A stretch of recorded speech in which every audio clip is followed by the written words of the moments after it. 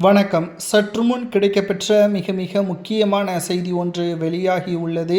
சசிகலாவிற்கு வந்த நல்ல செய்தி. அதிமுகவின் முக்கிய நிர்வாகிகள் கூட்டம் கூட்டமாக சசிகலாவை தேடி செல்கிறார்கள்.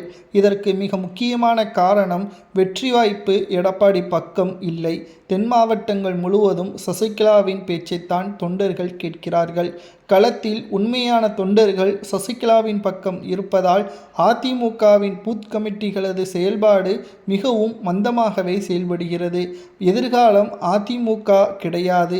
சசிகலாவிற்குத்தான் அதிமுகவில் உள்ள முக்கியமான உறுப்பினர்கள் அனைவரும் பெரும் படையுடன் சசிகலாவின் கட்சியில் இணைவதால் தற்பொழுதே சசிகலாவிற்கு ஆதரவுகளை கொடுத்தால் எதிர்காலத்தில் முக்கிய பதவிகள் கிடைக்கும் என்ற காரணத்தினால் அதிமுகவின் முக்கிய நிர்வாகிகளும் உண்மையான தொண்டர்களும் கூட்டம் கூட்டமாக சசிகலாவை நோக்கி செல்கிறார்கள். அதிலும் நேற்று சசிகலாவின் பிரச்சாரத்தில் மக்களின் ஆதரவுகள் அதிகமாகவே இருக்கிறது. சசிகலாவிற்கு வந்த நல்ல செய்தியாக பார்க்கப்படுவது என்ன தெரியுமா?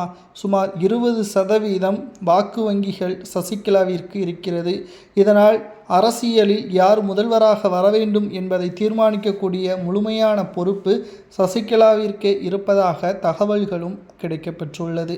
2026 சட்டசபை தேர்தல் அரசியல் களத்தில் ஒரு திருப்புமுனையான தேர்தல்.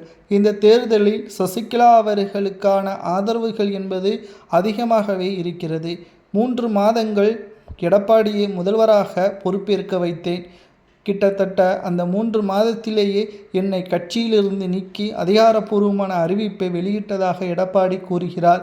நம்பிக்கை துரோகம்.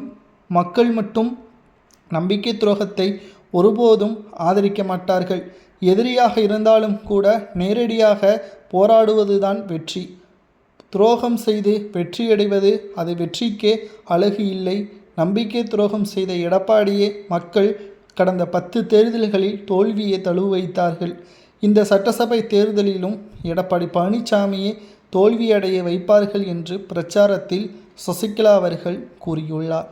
2026 சட்டசபை தேர்தலில் சசிகலாவின் கட்சி 20% வெற்றி வாய்ப்பை உறுதி செய்யும் என்ற தகவலும் கிடைக்கப்பெற்றுள்ளது. மக்களாகிய உங்களது கருத்துக்களை கமெண்ட் வாயிலாக கூறுங்கள். சசிகலாவிற்கு அதிமுகவின் உண்மையான தொண்டர்கள் ஆதரவுகளை கொடுப்பது சரியா தவறா, அல்லது எடப்பாடி பழனிசாமியின் பக்கம்தான் நியாயம் இருப்பதாக மூத்த நிர்வாகிகளும் மாஜி அமைச்சர்களும் கூறுவது சரியா என்பதை உண்மையான தொண்டர்கள் கமெண்ட் வாயிலாக கூறுங்கள்.